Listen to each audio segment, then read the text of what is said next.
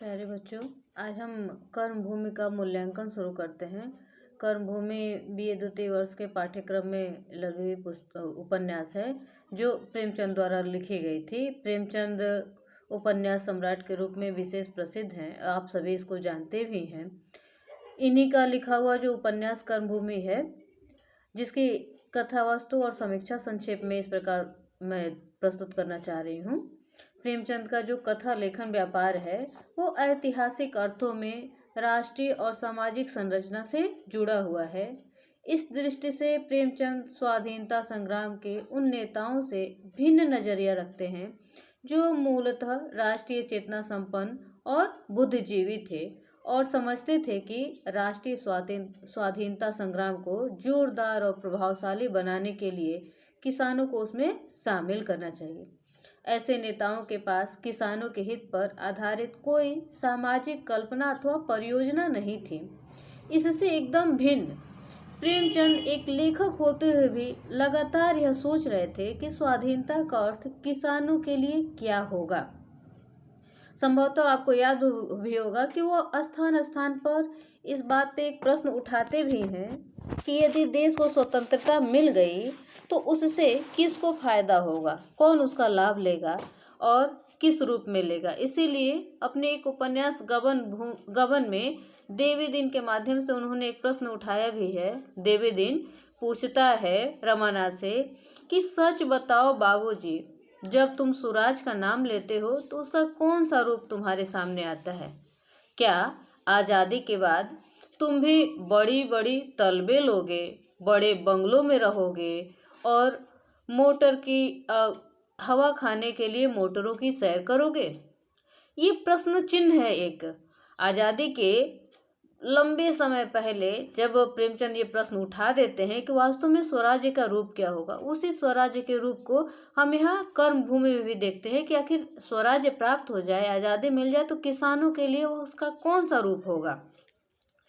स्वतंत्र भारत में किसानों की स्थिति क्या होगी, इसी प्रश्न से प्रेरित होकर उन्होंने बहुत सारे उपन्यासों की रचना की थी, जिसमें प्रेमाश्रम, कर्म भूमि और गोदान है, जो अलग अलग तरह से किसानों की समस्याओं को उठाती हैं।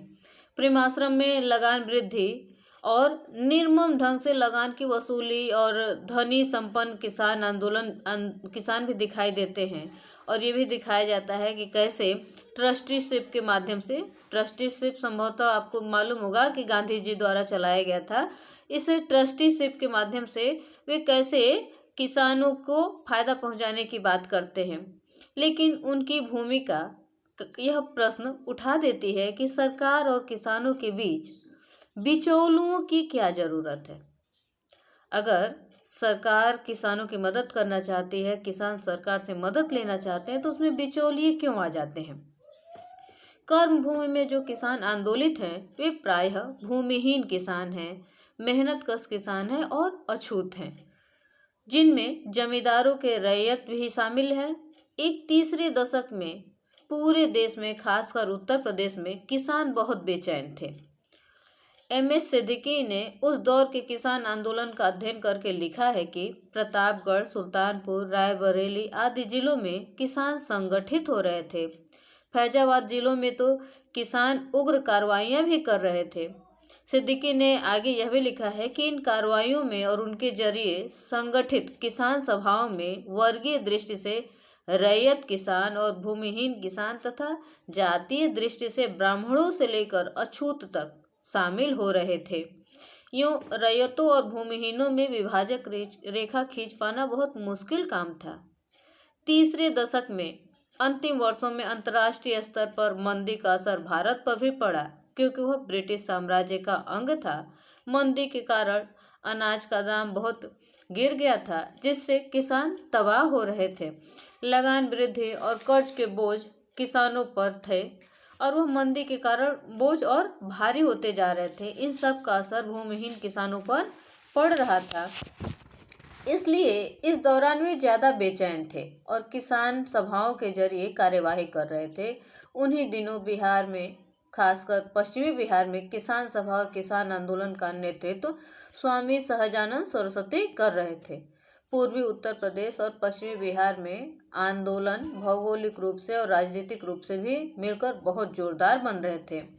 राजनीतिक रूप के ये आंदोलन राष्ट्रीय स्वतंत्रता संग्राम को मजबूत जनाधार और ताकत दे रहे थे। प्रेमचंद की नज़र तो इन कार्रवाइयों पर थी ही। वे एक जागरूक किसान के रूप में, एक देशभक्त के रूप में उन्होंने कर्मभूमि उपन्यास में इन समस्याओं को उठाया भी है। क्योंकि कर्मभूमि की कथा रचना पर यदि हम गौर करते हैं तो कई कथा प्रसंग एक साथ गुथे हुए नजर आते हैं, किंतु उसमें 4 कथा प्रसंग जो महत्वपूर्ण और बड़े हैं वह है मुन्नी के बचाव के लिए जो संघर्ष की कथा होती है, दूसरा है किसानों का संघर्ष, तीसरा है शहर में मजदूरों को उजाड़े जाने के खिलाफ आवास के लिए संघर्ष, और चौथा है अछूतों के मंदिर प्रवेश के अधिकार के माध्यम से जनतांत्रिक आंदोलन।